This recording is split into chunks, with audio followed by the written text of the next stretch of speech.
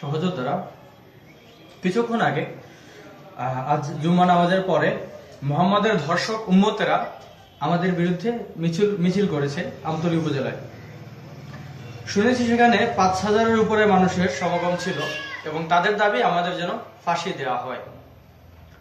আমি এবং লিমন ফকির অত্যন্ত সফল যে আমাদের লেখনী এবং আমাদের সমালোচিত বিষয়ে এতটা প্রখর ছিল যে মুহাম্মাদের উম্মতেরা আমাদের জবাব দিতে না পেরে তারা রাজপথে ৫,০০০-এর অধিক মানুষের জড়ো হয়েছিল আমাদের ফাঁসির দাবিতে।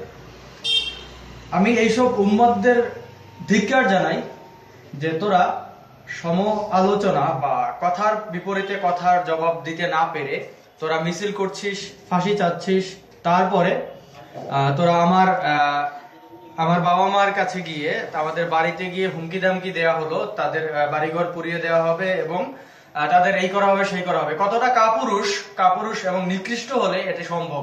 আমার বাবা মা আমাকে ত্যাগ করে দিয়েছেন, তোরা যদি তোদের মুহাম্মাদের উম্মতরা এক এক হয়ে এরকম করিস, কর, সমস্যা নেই, আমার এতে কিছু আসে যায় না। কিন্তু আমি বলে যাব, আমি তোদের কোরআনের উপরে প্রত্যেকদিন প্রস্রাব করব, প্রত্যেকদিন প্রস্রাব করে ভিডিও আপলোড দেবো, কাবার উপরে প্রস্রাব করব প্রত্যেকদিন। হ্যাঁ, একটি নাসিরনগরের তোরা যা দেখিয়েছিলি একটি ফটোশপের ছবির কারণে আমি প্রত্যেকদিন কাবার ছবির উপরে প্রস্রাব করব।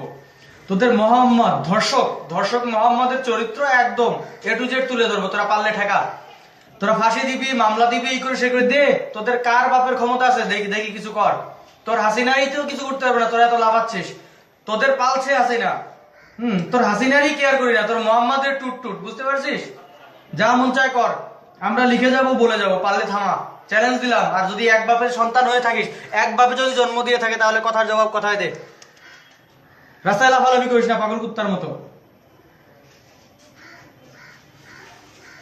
অনেক খেপিয়েছিস, আরো খেপা, কোনো সমস্যা নেই, বাস তোদের বাস যাবে, আমরা থামার নই।